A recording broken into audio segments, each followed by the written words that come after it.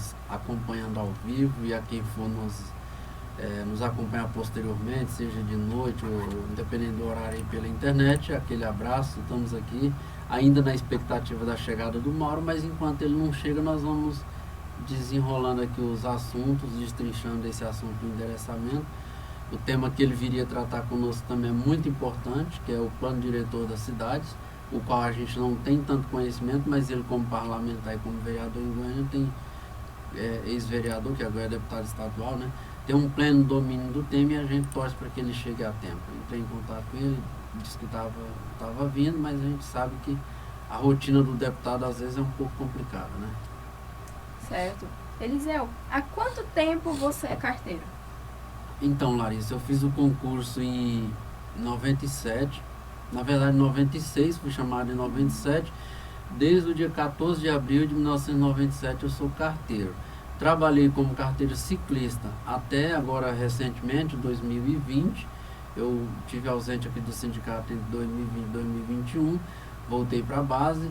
E aí lá, primeiro meio que induziram a ir para a moto. Eu não queria de jeito nenhum, porque eu já sei dos problemas que os nossos colegas desenvolvem com essas motos utilizadas no correio.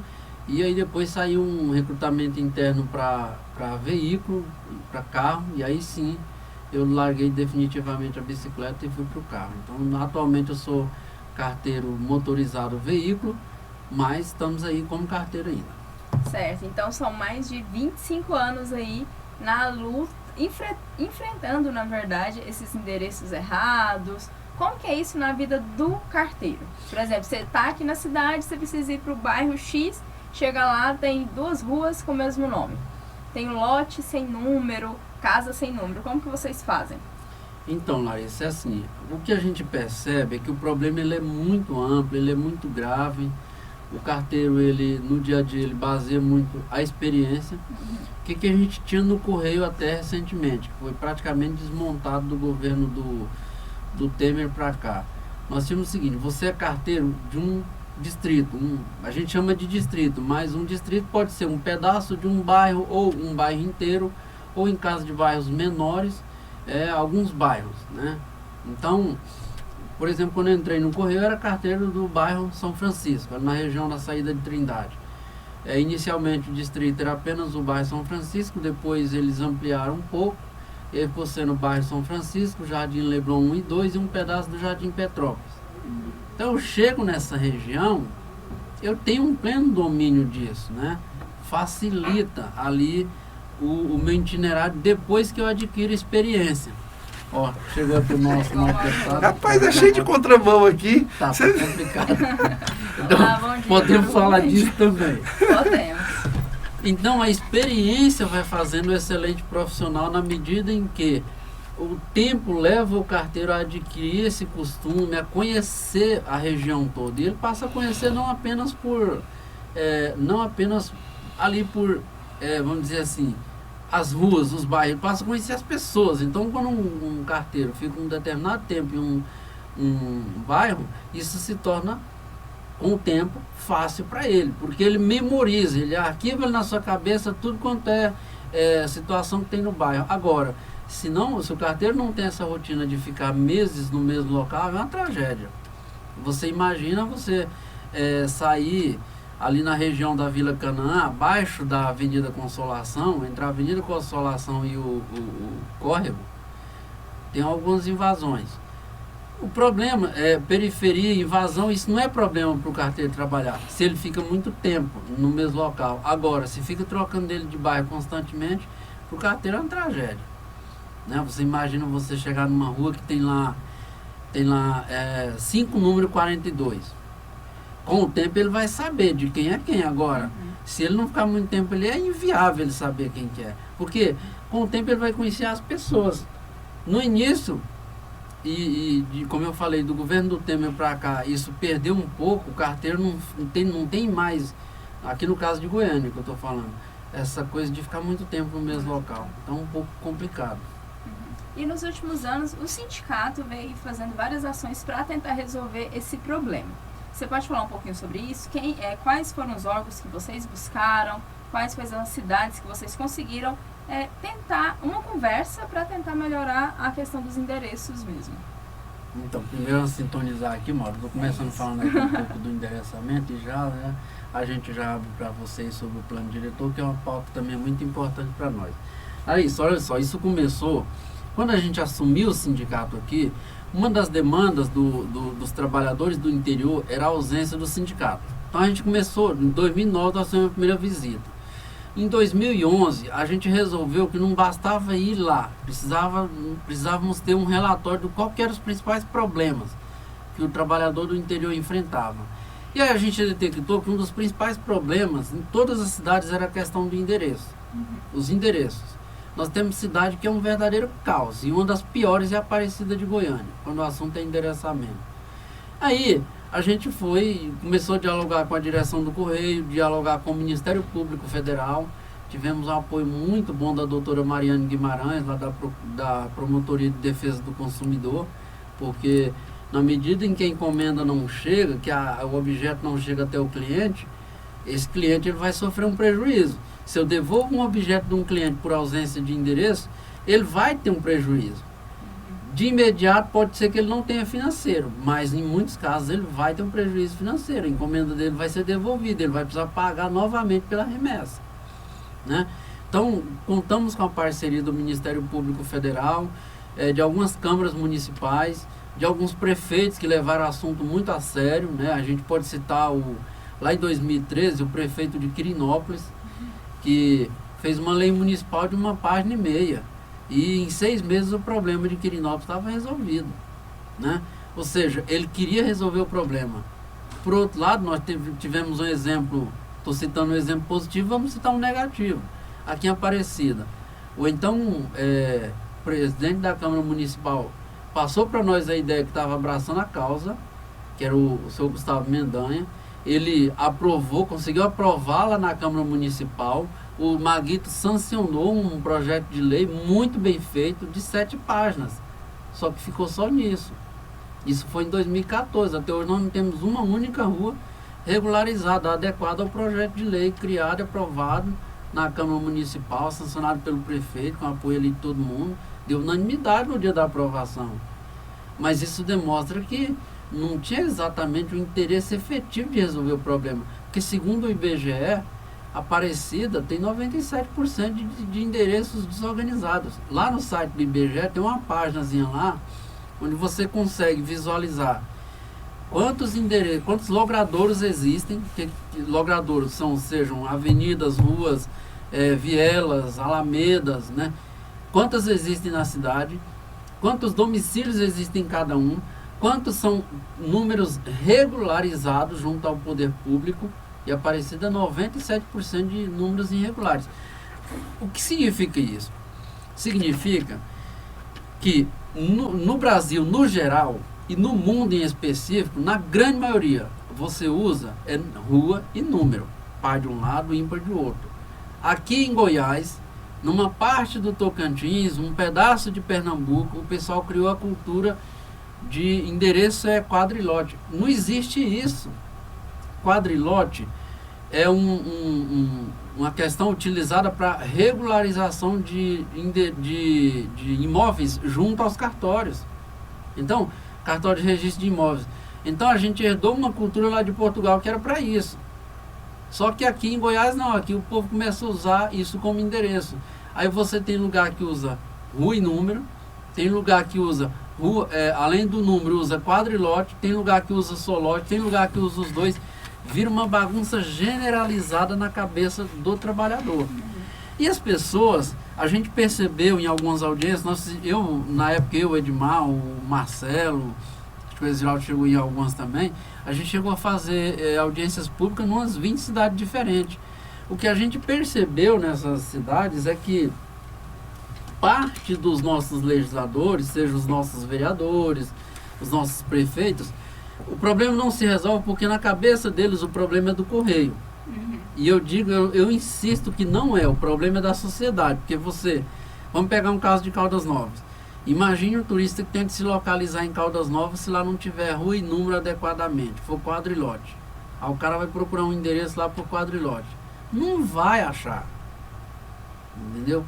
Se ele tiver rua e número sequencial, ele acha facinho, sem dificuldade. Então, eu estou falando de uma cidade turística, provando que o problema é também do turista, o problema é do oficial de justiça que vai levar ali uma intimação, seja um documento qualquer jurídico para uma pessoa. Eu já encontrei numa cidade lá no norte de Goiás, chamada São Luís do Norte, estava eu lá almoçando num restaurante, uma moça chegou, puxou o assunto comigo, carteira, porque eu costumo andar uniformizado quando eu vou para o interior, carteira, você podia me socorrer aqui, eu estou procurando esse endereço, eu não sei onde que é. Eu falei para ela, eu sinto muito, mas eu não sou daqui da cidade. E ela foi me mostrar lá quadrilote. Então não acha, entende? Então o problema é também da justiça, o problema é do Corpo de Bombeiros. Aqui em Goiânia teve um caso, que o Corpo de Bombeiros foi chamado lá no Recanto do Bosque, para atender uma senhora que estava ali prestes a dar à luz. Eles demoraram tanto a achar o endereço, quando chegou lá os populares já tinham feito parte da mulher. Não é que eles não quisessem socorrer, tinham todo o interesse. Só que no Morado do Sol tem muitas ruas com nome repetido. Aqui em Goiânia, Larissa, ruas com o nome de Rua 1, Rua 2, Rua 3, até 10, são mais de 100 ruas com esse nome. Mais de 100. Né? Aí de 11 em diante começa a cair aos poucos. Né? Então é um problema muito complexo. E não é fácil de resolver se não houver interesse efetivo do poder público. Né? E a gente entende que os planos diretores podem nos ajudar nisso, né, Mauro? Isso, é isso que a gente quer conversar aqui hoje com o Mauro Rubem, para falar sobre... uma solução, então, seria incluir a questão do endereçamento no plano diretor da cidade. Como que poderia ser feito isso? E a gente quer que o Mauro Rubem explique como funciona um pouco o plano diretor. Para que ele serve, como que é feito, se a cada 10 anos as prefeituras acabam dando uma olhada ali, alterando alguma coisa. Bom dia, né? Desculpa dia. aqui a demora um pouquinho, até pelo problema do fluxo de trânsito. A gente tem costume de vir aqui, mas eu no telefone, o motorista, e entrando, chegamos no lugar aí, só tinha rua de contramão. Olha, mas agora chega nos encados. Eles mudam muito. Aí nós ficamos assim, né? Mas Eliseu, muito obrigado. Parabéns aqui, né? Que bonito aqui o nosso estúdio, hein? Poxa vida. Melhor do que o da CUT, ué. Vocês olharam lá um pouquinho da CUT, mas ficou muito melhor, isso é bom. Né? Parabéns, eu acho que a comunicação é fundamental, né? E é um orgulho para mim estar aqui, viu? Né? Principalmente o sindicato que eu acredito, confio, né? Uma categoria de luta, né? Que defende o interesse da sociedade. Eu quero cumprimentar toda a direção do nosso Sintect e todos os carteiros e carteiras, né? E nós a nossa... nos sentimos honrados com a sua presença. Não, eu assim, e quero voltar aqui mais vezes. Olha, em relação ao plano diretor, eu teria assim, falado de uma maneira bem mais direta. O plano diretor no Brasil inteiro, e principalmente em Goiânia, ele é um plano que não atende o interesse da sociedade. E você falando sobre quadra e lote só interessa para quem faz o loteamento para vender. Entende? Porque rua é um negócio que integra com a cidade. Entende? Rua. Então você tem uma rua, aí você vai abrir um outro loteamento, essa rua ela tem que ter toda a estrutura. E na rua vai o que na rua?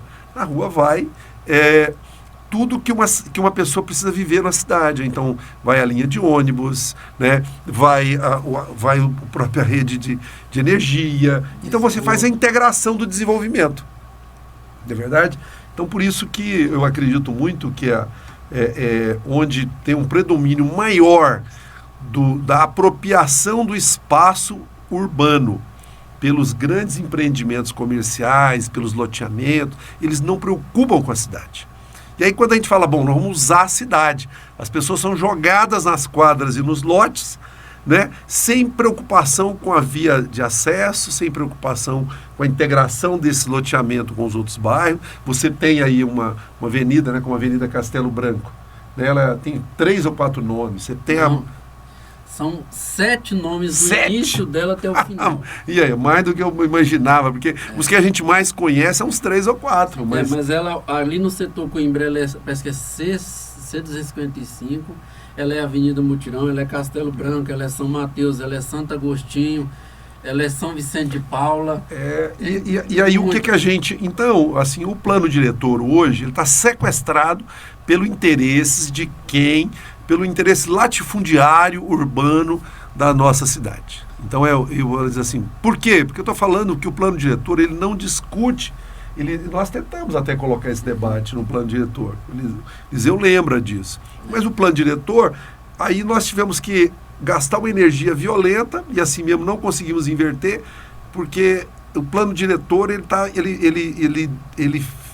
deu liberdade para os grandes empreendimentos ocuparem a região norte de Goiânia. E ela tem a ver, nós estamos aqui em Aparecida, na divisa com Goiânia, mas a região norte de Goiânia é o quê? É o lugar das grandes nascentes, da caixa d'água de Goiânia.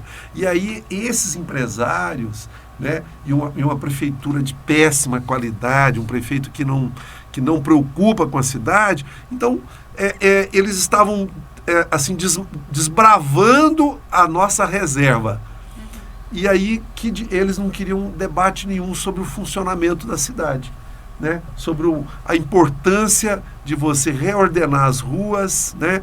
Colocar cada rua com um nome só, porque esse é o sentido, né? Cada rua um nome só, bota um nome só, né? E aí, a partir de cada rua um nome só, as numerações numa sequência que é normal, lógica. Então, infelizmente, o plano diretor é isso. Nós ajuizamos ações contra esse plano diretor, tivemos êxito num determinado momento, depois isso reverteu, não conseguimos avançar. E aí, em cima do plano diretor, você tem o caos do funcionamento da cidade, a entrega de uma correspondência, e hoje não só correspondência, mas a quantidade de produtos que vão pelos correios, né? Como também você vem aí o que está acontecendo, né? Hoje, se você abrir o Popular de hoje, né? A nascente do córrego Buritis, ela foi removida uma cobertura vegetal que estava lá, e estão implantando uma torre num projeto comercial, e aí nós vamos ter afundar a Goiânia, afogar a Goiânia em mais enchentes. Mauro, você falando isso aí, eu me lembro que quando eu entrei no Correio, em 97, eu saía dali o meu CDD, eu sempre fui lotado no aeroviário, ali próximo do terminal do Dergo. Então eu saía dali, depois que você passava o Padre Pelágio, você tinha um trecho imenso até chegar no Vera Cruz, praticamente desabitado.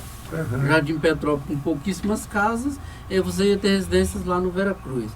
Passa um tempo, eles lotearam, aterraram aquele córrego que passa na Baixada, na rodovia, aterraram, construíram um bairro, construíram algumas empresas ali, isso dá problema para a cidade.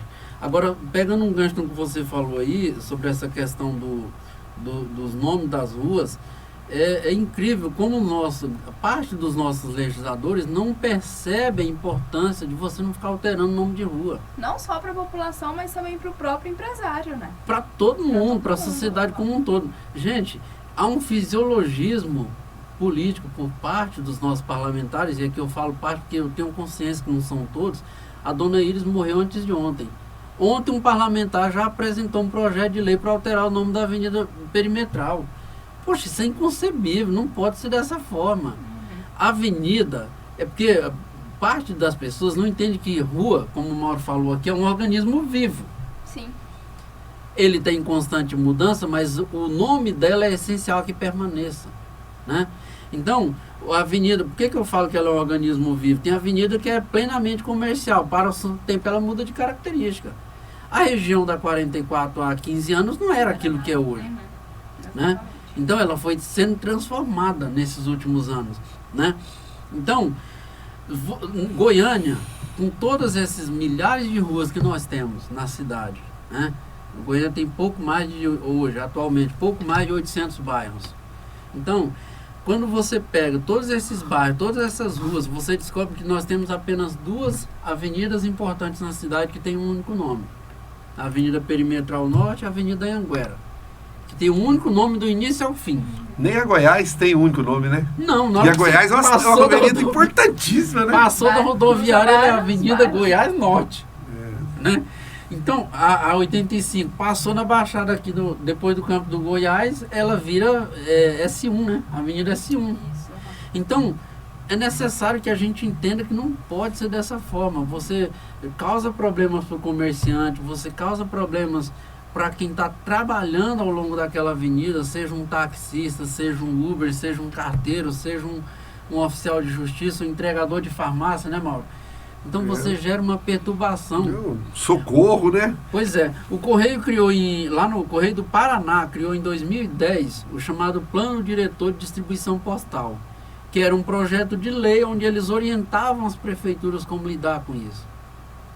E as cerca de 10 prefeituras aqui de Goiás que fizeram projetos de lei nesse sentido, um dos itens que está presente em todas é você não ficar alterando nome de rua.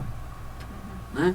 Por quê? Porque é um absurdo. Você pega uma avenida que sempre teve ao longo da sua existência o mesmo nome, de repente você vai e muda. Para o vereador ou para o deputado, seja lá quem for, ele fez aquele projeto de lei, fez a moral dele com a família daquele homenageado e a vida dele continua beleza. Agora, quem é que vai arcar com os prejuízos do comerciante que vai ter que mudar que tudo? Poderia, assim, né? Assim, falar assim, tá bem, vão ter novos bairros. Ótimo, então esses nomes aqui já estão aqui, né? Disponíveis para botar. Porque às vezes até os loteadores também arrumam cada nome estrambólico, como dizia lá em Morrinhos. Lá em Morrinhos tinha estrambólico, lá cada nome estrambólico de rua, que depois até a gente fala, por que é esse nome, né? Ou até o nome, tipo, 2 bairros com o mesmo nome, que é uma coisa que acontece em Senador Canedo, que tem 2 Parques Alvoradas. Não, aqui em um Goiânia. Mais perto aqui de Goiânia e outro aqui em Goiânia, aqui na região, na saída para Rio Verde, o pessoal não sei o que eles cismaram com Santa Rita, que ali tem Setor Santa Rita, Vila Santa Rita, Vilar Santa Rita, Condomínio Santa Rita, então é um monte de bairro. Santa Rita é muito santa mesmo, né? É o mesmo nome, entendeu? Então, assim, além do plano diretor, então, qual seria uma outra solução? Seria, então, fazer um projeto de lei? Eu acho que eu tenho lido algumas coisas, né, do nosso grande pensador Paulo Freire. Dizer, o que não está na cabeça não existe na ação de vida, né?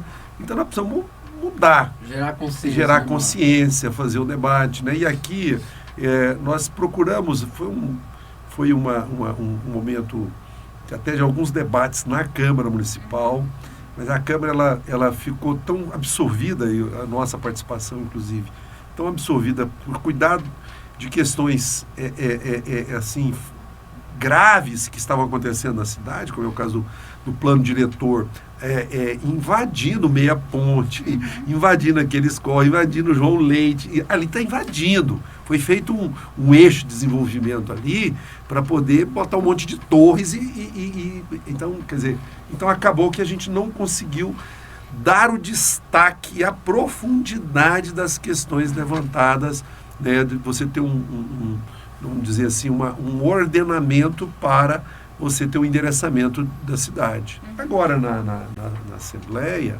eu tomei como definição de continuar agindo como vereador, mesmo sendo deputado, né? Então, nós queremos fazer esse debate aqui na região metropolitana, né? E também, acho que você levantou uma questão importante, que nós podemos, assim, criar uma diretriz, trazer o que já existe acumulado dos Correios, né? Para poder orientar, né, ajudar a impactar politicamente nos prefeitos para que eles possam melhorar esse ordenamento, mesmo que no interior a coisa parece ser mais simples, mas nós temos grandes cidades, não é fácil para o carteiro conhecer todo aquele município, né? Sim. Então, ou seja, nós achamos que esses são os caminhos que devem ser colocados. Goiânia é mais complexo, né? Que aí né? E aí, só um pouco mais caro, na verdade, Mário. Eu digo complexo do ponto de vista político. Ah, tá. Do ponto de vista político, porque você precisa quebrar muitos preconceitos, quebrar muitas lógicas, muitos interesses como esse de dar nome de rua, né? E tudo, né? Mas assim, pessoalmente, como estou muito preocupado com Goiânia, né? Nós, o Partido dos Trabalhadores e das Trabalhadoras, vamos apresentar um projeto para as eleições de Goiânia do ano que vem, já é o ano que vem, né? Eu vou defender isso nas plataformas que tem levantado como uma das questões de melhorar a funcionabilidade da nossa cidade. Ou seja, numa proposta... A prefeitura, às vezes... Uma proposta de candidatura que nós, do PT, vamos apresentar para as eleições no ano que vem. A prefeitura às vezes toma medidas, Mário, eu não estou dizendo que seja ruim nem que seja boa, é o tempo que vai dizer, mas, por exemplo, debate mesmo com a sociedade, não houve nenhum sobre a alteração do trânsito no Jardim América. Eu não sei se foi ruim ou se foi bom. Eu acho que foi ruim, as mudanças foram boas. Eu até falei já muito falando sobre trânsito, né? Eu gosto muito de conhecer esse assunto. Você nunca viu engarrafamento de sangue no seu corpo. Porque, não é verdade? Né? O sangue circula. Aliás, né? se ele engarrafar, você morre na hora que dá uma parada cardíaca. Eu ia falar aqui um palavrão, mas se engarrafar dá problema. Quando engarrafa, aliás, assim, quando tem alguma obstrução ou mesmo alguma lesão, né? Você tem um coma aí qualquer. Mas, apesar daquelas grandes eixos terem sentido único, acho que aquilo dá fluidez, mas era muito importante discutir com a sociedade. Eu até falei já com o Horácio, Horácio, eu tinha tanta vontade, sabe, de ver o quê?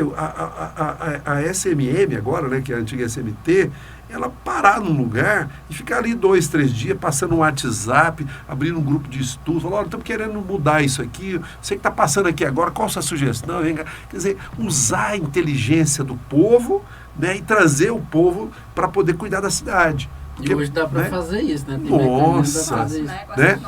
Mauro, agora falando, você começou falando aí da questão da ocupação dos espaços aí pelos conglomerados, né?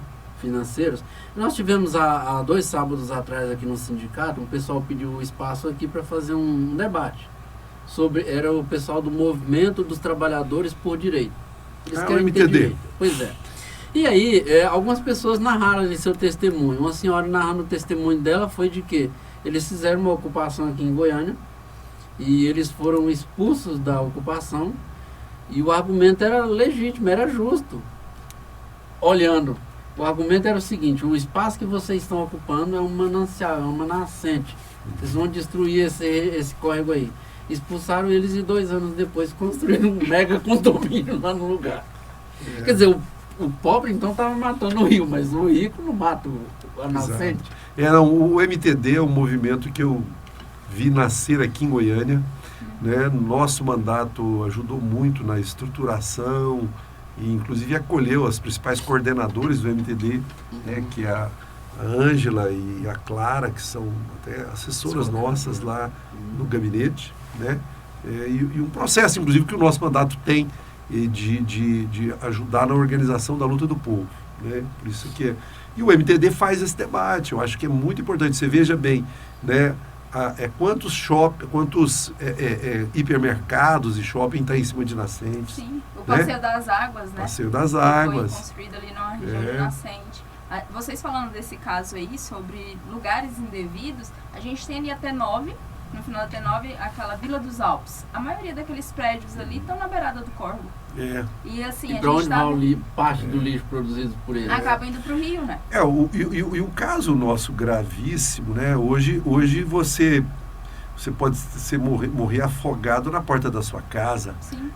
Essas enchentes que estão dando e com ruas assim de pouca declividade, a pessoa cair, né? Como nós vimos um caso lá em São Carlos, no interior de São Paulo, a mulher morreu afogada na porta da casa dela. Ela foi entrar no carro e acabou ficando presa, a enxurrada afogou. Né? Teve um caso no mês passado do motoqueiro, né? aqui no Jardim América, né? Sim, Jardim América. Mauro, uma outra questão é que você falou sobre a questão de que no interior é mais simples. E eu, assim, não é que eu discorde, é que eu acho que, assim, quando há um interesse concreto, independente do tamanho da cidade, consegue se resolver. Por quê? Vamos pegar o caso de Quirinópolis, que a gente cita muito como um exemplo. Quirinópolis, o Correio devolvia 23% dos objetos postais que chegavam dentro de Quirinópolis eram devolvidos por problemas no endereço.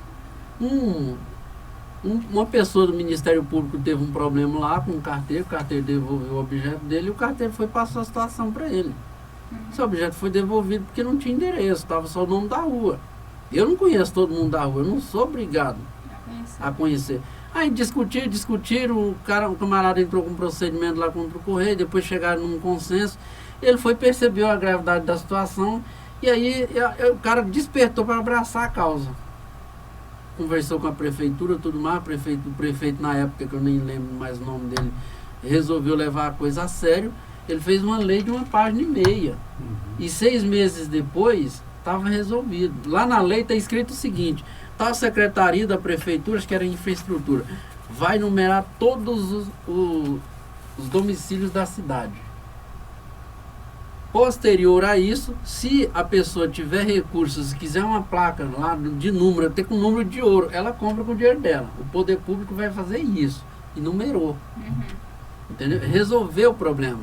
Santo Antônio da Barra, ali perto Mesmo que mantenha ruas com duplicidade. Não, ele resolveu. Lá ele resolveu de rua. Ele resolveu, acabou com esse negócio de rua com 2 nomes. Mesmo, 2 ruas com o mesmo nome.